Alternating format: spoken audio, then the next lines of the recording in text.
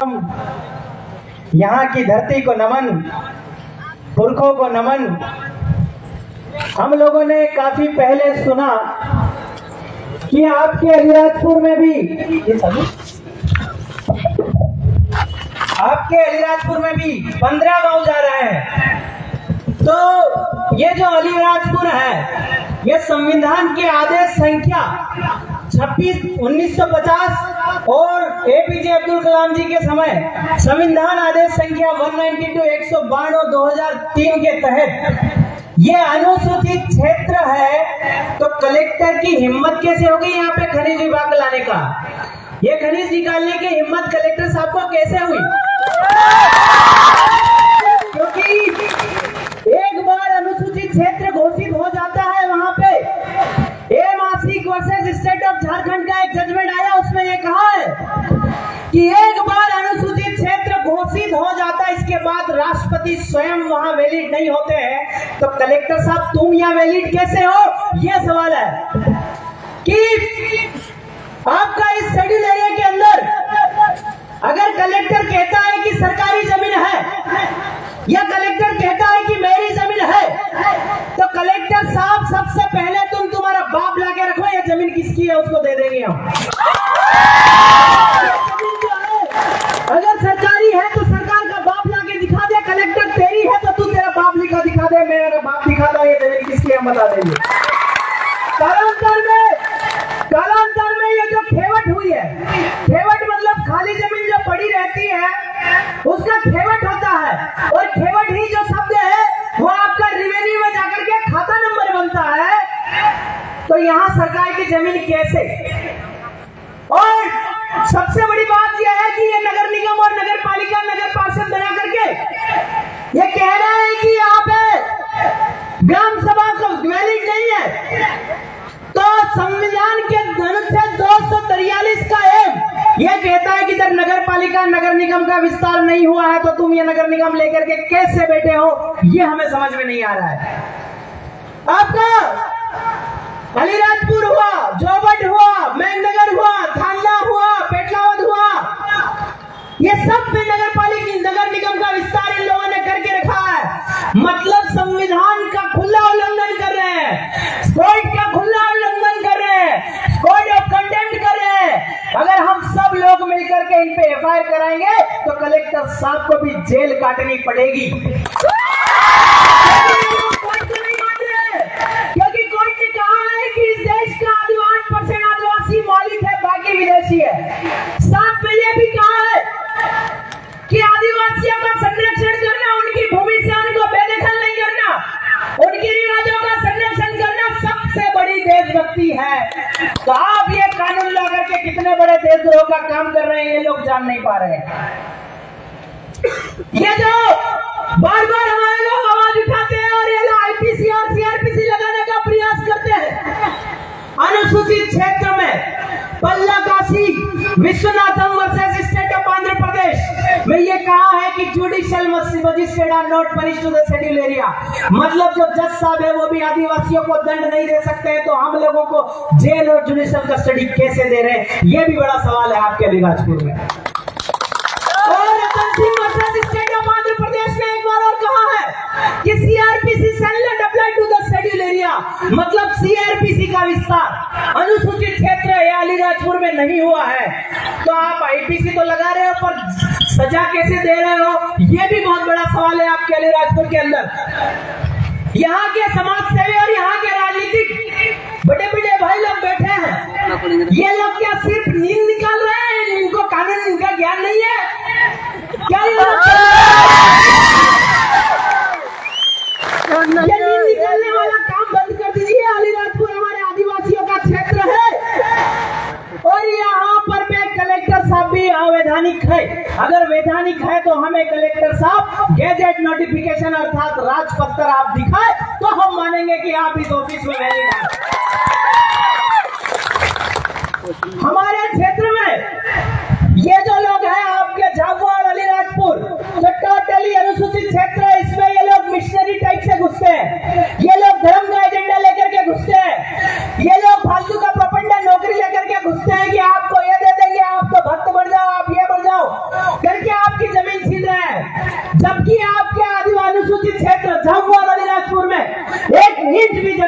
सरकार की नहीं है, ऐसा समता जजमेंट ने कहा है। और कहा फिर हमारे जी ने कि अनुसूचित क्षेत्र में सरकार एक व्यक्ति है, और भू राजस्व संहिता की धारा 165 ने कहा है कि आदिवासी की जमीन गैर आदिवासी को नहीं हो सकती है, तो क्या सरकार आदिवासी है जो मेरी जमीन छीन रही है? ये जो सबसे बड़ा सवाल है। तो आप सब लोगों को आज आप तहसीलदार और एसडीएम जिनसे भी मिलने आए हैं, उनसे ये कहना कि तू तेरा बाप ला करके दिखा दे तो हम मेरे हिस्से की, मेरे बाप के हिस्से की भी तुमको जमीन दिला दो, पर तेरा बाप नहीं है तो तू पोटले बांध के यहाँ से निकल जा। क्योंकि जो जमीन है वो बिना बाप के नहीं होती। ये लोग नाजायज औलाद है जो आपकी जमीन मांग रहे हैं, इनके बाप का ठिकाना नहीं है। ये थाईलैंड, कंबोडिया, वियतनाम से आए हुए लोग हैं जो आपके खरीद को छीनने का कोशिश कर रहे हैं। केरल बनाम 2013 में एक जजमेंट आया, उसने कहा कि जिसका जमीन है उसी का खनिज है। तो हमारे जमीन में पेंसिल निकले या कुछ भी निकले, हमारा भाई कलेक्टर तेरा केस है, आज जवाब दो भाई। आपको सवाल पूछने लायक बनना पड़ेगा। अगर सवाल पूछने लायक नहीं बने तो ये लोग जो है आपको मार डालेंगे, आपको निपटा डालेंगे। ये NW जैसी साजिश लेकर के आ रहे हैं, G20 का एजेंडा लेकर के आए हैं। ये लोग कभी बारिश करवाते हैं, कभी नहीं होती है। ये लोग कृत्रिम बारिश करवा के आदिवासियों को इस धरती से समाप्त करने का प्लान कर रहे हैं। लड़ाई दो प्रकार की है भाइयों, नस्ल और फसल की। फसल उसने खत्म कर दिया, आपका देसी बीज खत्म कर दिया, पौधा खत्म हो गया, हमली खत्म हो गया, कूड़ा खत्म हो गया। उन लोगों ने जीएम सीड्स लागू किया है, जीन मॉडिफाइड सीड, मतलब कि आपके बीज का डीएनए चेंज कर दिया है। ये लोग NWO की साजिश पे भूखमरी लाएंगे, महामारी लाएंगे, और जो इतनी बड़ी बड़ी साजिशारी लॉकडाउन लेकर के आएंगे और कहेंगे कि आपका बारिश नहीं हो रहा है। आप लोग एक काम करिए, कंपनियों को जमीन दे दो और आप बंधुआ मजदूर बन जाओ। तो आप लोग कंपनी में काम करने जाओगे और कंपनी सारा ठेका लगे, सारी जमीन कंपनी का हो जाएगा। ऐसा G20 का एजेंडा बोलता है। इस एजेंडे में ये जो प्रोजेक्ट निकला, इस एजेंडे के ऊपर ही मोदी जी का फोटो है, उस पर लिखा G20 का agenda, one world one military depopulation, मतलब जनसंख्या नियंत्रण करने का प्लान है उनका। जनसंख्या नियंत्रण में कोई मंत्री अपने छोरे को नहीं मारेगा, अगर मारेगा तो आदिवासी के छोरे को मारेगा। और जो कंपनी ला करके जो पानी निकलेगा उससे आपके बच्चे लूले, लंगड़े, बेरे, काने, भूसे पैदा होंगे। और जो आपके बच्चे ऐसे पैदा होंगे तो सरकार यह प्रस्ताव लेकर के आएगी और कहेगी कि एक काम करो, आप हमसे बच्चा लो, हाइब्रिड बच्चा लो, जिसका जीन चेंज करके वो देंगे। जैसे आपका कपास है ना DD2, वैसा ही आपका बच्चा भी हाइब्रिड वाला बच्चा, यानी कि डीएनए आपकी नस्ल खत्म करने का प्लान है। अगर तर्क करने वाला नेता हो, अगर कोई तर्क करने वाला कलेक्टर हो या तर्क करने वाला SDM हो, तो वो हमसे आकर के सवाल करे या तर्क करे, हम बताते हैं हम सत्य बोल रहे हैं या गलत बोल रहे हैं। ये लोग आने वाले 10 साल में आदिवासियों को इस धरती से निपटा देंगे। आप लोगों को जागना होगा, सरकार की नीतियों से दूर रहना होगा, और नेताओं को, इधर गुमान सिंह जी भी इधर झाबुआ से है, रतलाम में उनको बिना कपड़े करके भेजा था ना, वैसे इन नेताओं को भी आप भेजना चालू करो। इन नेताओं को भले कांग्रेस का हो, भले बीजेपी का हो, नेता तो आदिवासी है, हमारी नस्ल का है, हमारे खून का है, हमारी बात क्यों नहीं करता? क्या आप ये जो देश है, ये गांव से देश है, देश से गांव नहीं है, गांव से इंडिया है, इंडिया से गांव नहीं है। इस फिलोसॉफी को समझो। तो सारे नेताओं से निवेदन है कि दिल्ली की बात नहीं मानो, हमारी बात मानो, तो यहाँ रहो, नहीं तो तुमको गांव से बाहर कर देंगे। अगर आप गांव में रहते हो तो गांव के पटेल, गांव के मालिक कहलाते हो। अगर आप 6x6 का या 40x50 का प्लाट अलीराजपुर में अगर खरीद के रहने लोगे तो तुम वहाँ के आसामी और शरणार्थी कहलाते हो। ये चीजों को समझना होगा। गांव है तो रीति है, गांव है तो रिवाज है, गांव है तो परंपरा है। अगर गांव खत्म हो जाएगा तो आपकी रीति रिवाज, परंपरा और मालिकाना हक भी समाप्त हो जाएगा। आप लोग ये तो सोचना ही मत कि हमको जमीन के बदले जमीन मिल जाएगी, इसके बदले या इसके मीठे मिल जाएगा, कुछ नहीं मिलने वाला। और ये लोग आपको ऐसे क्षेत्र में ले जा करके फेंकेंगे जहाँ आपको काका, बाबा, मामा, मामी, मोहर, मासी किसी का भी पता नहीं रहेगा, ऐसे क्षेत्र में आपको फेंकेंगे। क्योंकि ये उदाहरण हम देख चुके हैं कि हमारा जो माही डैम बना है बांसवाड़ा के अंदर, वहां से एक भाई टिंडर परिवार का जब आपका विस्थापित होकर के गुना जी लेरा होकर में गया, जब हम उनसे मिले तो उनकी आंखों में आंसू थे और वो कह रहे थे कि विलेज भाई, मेरी माँ का भी पता नहीं, मेरे बाप का भी नहीं पता, मेरे मामा का भी नहीं पता, मेरा मासी का भी नहीं पता, और दिन में शरणार्थी लोग मेरी छोरियों को पकड़ लेते तो भी मैं कुछ नहीं कर पाता हूँ। ऐसी हालत करके वो रो रहा था। अगर आपके इस 15 गांव में ये लोग खरीद करके आपको भगाए ना, आपकी हालत भी वैसी कर देंगे। इसलिए आपको जाग जाना चाहिए। कांग्रेस आई बीजेपी का नहीं करना है, आपको समाज का सामाजिक सैनिक बन के खड़ा होना है। जिस दिन समाज का सामाजिक सेना खड़ी हो गई, उस दिन इन जो हमारे पे मूत रहे हैं, हमारे लिए खरीदार हैं, इनकी गांव में घुसने की औकात नहीं होगी। अगर गांव में घुस गया तो जिंदा वापस लौटना उसका मुश्किल हो जाएगा। इसलिए आप सामाजिक व्यवस्था पे काम करें, सामाजिक सैनिक बनाने का काम करें। आप उनके इतिहास उठा के देख लीजिए, टंटिया भील और बिरसा मुंडा। टंटिया भील एक वो सैनिक थे, 1700 सैनिक मात्र उनके साथ चलते थे, और जब मरे तो 2 लाख लोग उनको देखने को तरस गए। टंटिया भील है कौन? ये है नैसर्गिक पावर आदिवासियों का। आप लोगों को ऐसा बनना पड़ेगा। जब बिरसा मुंडा को जेल में डाला, चमड़ी उधड़ी गई और कहा गया बोल तो आदिवासी नहीं है, देश का मालिक नहीं है, मर गया आदिवासियों का पुत्र, पर ये नहीं कहा कि मैं आदिवासी हूँ, आदिवासी नहीं हूँ। ऐसे खून ने आपके लिए बलिदान दिया है, उनका बलिदान व्यर्थ मत जाने देना, अपने गांव नष्ट मत होने देना, अपना जमीन छोड़ना मत। तुम्हारे बाप दादा अनपढ़ थे, ये कहना गलत है। अगर तुम्हारे बाप दादा की जमीन में घेर अगर पेड़ डाल देता था ना, कुल्हाड़ी से पेड़ काट देते थे, तुम पढ़ लिख कर गुलाम बने बैठे हो भाई। ये चीज को समझना है। ये अक्सर ज्ञानी लोग पढ़ाई लिखाई की बात करते हैं, कलेक्टर कहते हैं गांव वाले अनपढ़ है। हम कहते हैं कलेक्टर साहब, मेरा बाप दादा हल बनाता है, तू बना के दिखा दे, तेरे को मान लो तू ज्ञानी है। इनके क्या ज्ञान नहीं है, इनके पास ज्ञान नहीं है। ये कागज पे काले पे तोड़ा और तोड़े पे काला करके लोगों को ठगने की नीति अपनाते हैं। असली कमाई तो हम करते हैं जमीन में कमा करके। आपका ये जो जमीन है, ये जमीन है, एक हमारी माँ है जिसने जन्म दिया है, और उससे बड़ी अगर कोई माँ है तो वो हमारी जमीन है जिसने हमारी माँ को भी खाना खिलाया है। ये जो कांग्रेस बीजेपी और नेता लोग हैं, ये अपनी माई का समझौता करते हैं। ये आदिवासी माई का अलग अपनी माँ का सौदा नहीं कर सकता।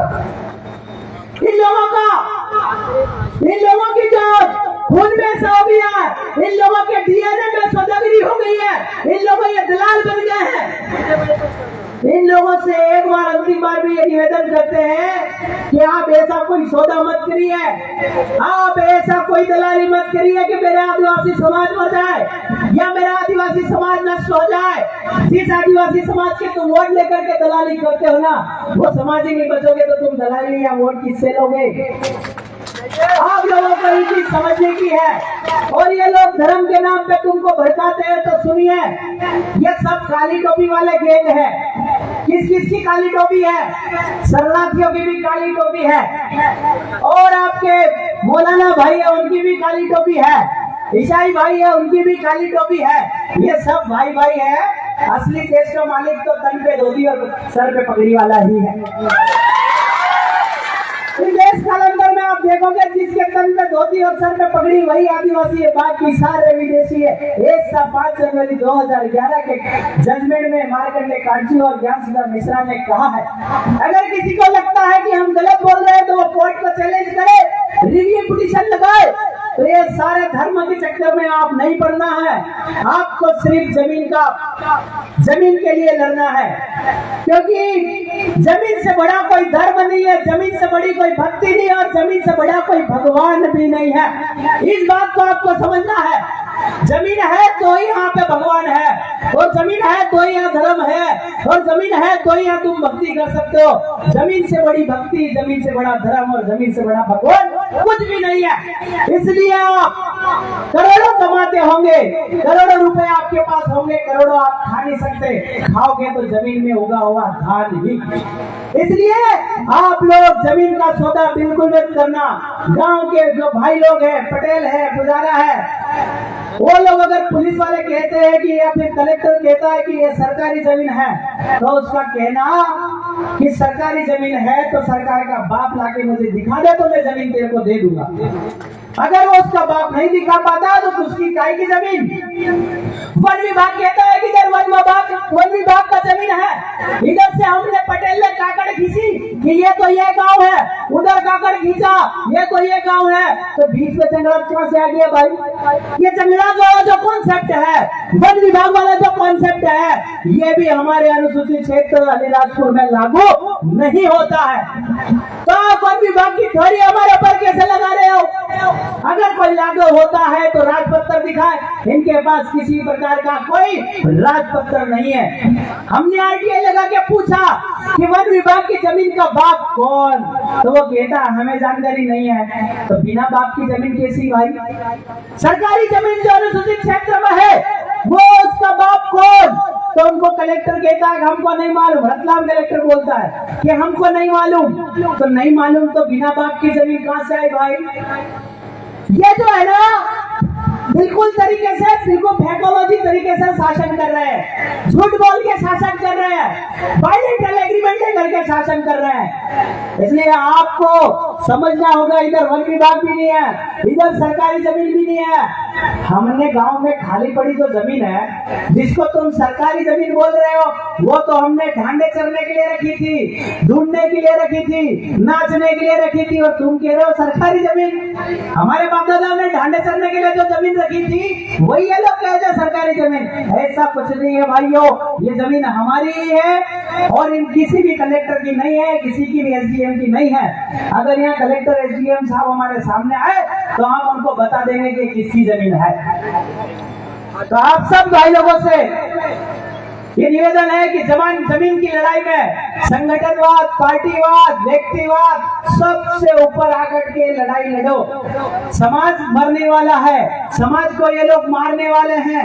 एनडब्ल्यू जैसी साजिश ला करके आदिवासियों को मार देंगे और आदिवासियों की फसल तो बर्बाद हो गई है, नस्ल भी बर्बाद कर देंगे। ये प्लान इन्होंने एनडब्ल्यू की साजिश में बनाया है, जो पेपर में लिखा G20 एजेंडा। यही एजेंडा है कि आप लोगों को मारने की साजिश है। अभी तक तो जमीन जा रही थी, अभी आपकी मौत पे आकर के गिरी है कि आपकी जान बचेगी कि नहीं बचेगी, ये सवाल है।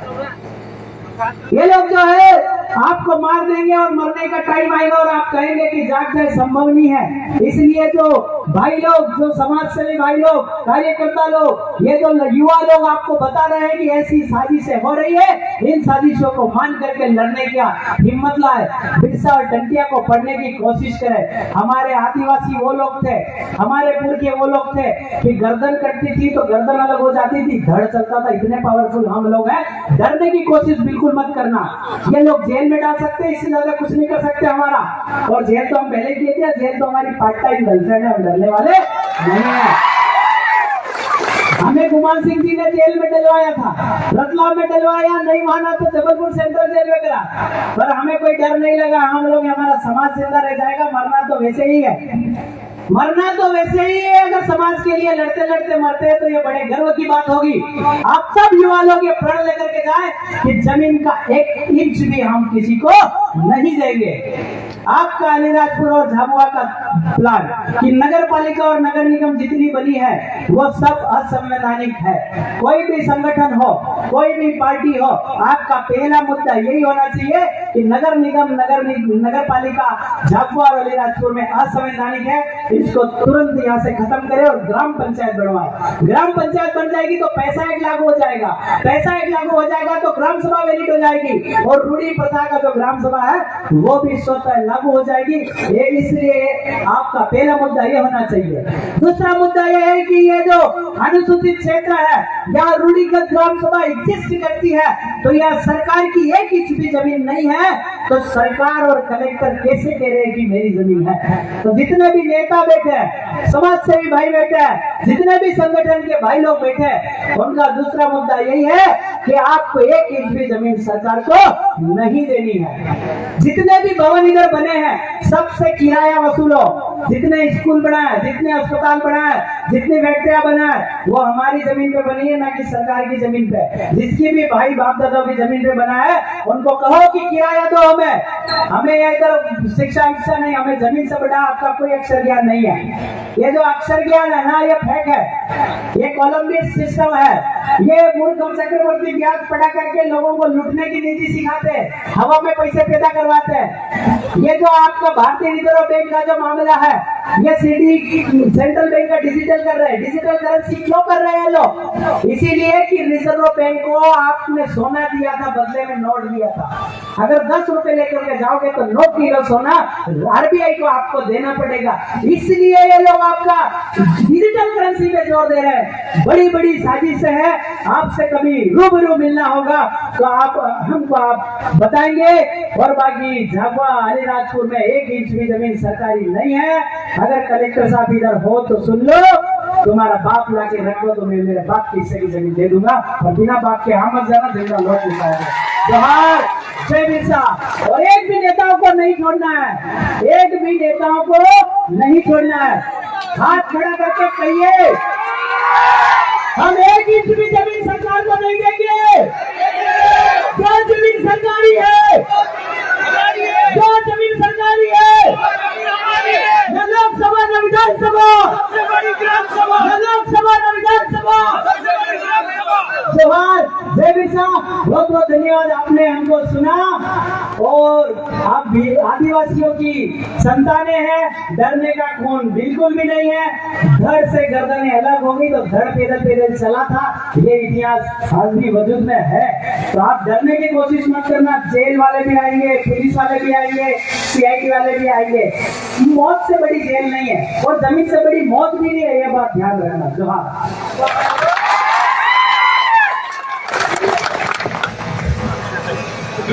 जोरदार तालियां हो जाए विनेश भाई दादा के लिए।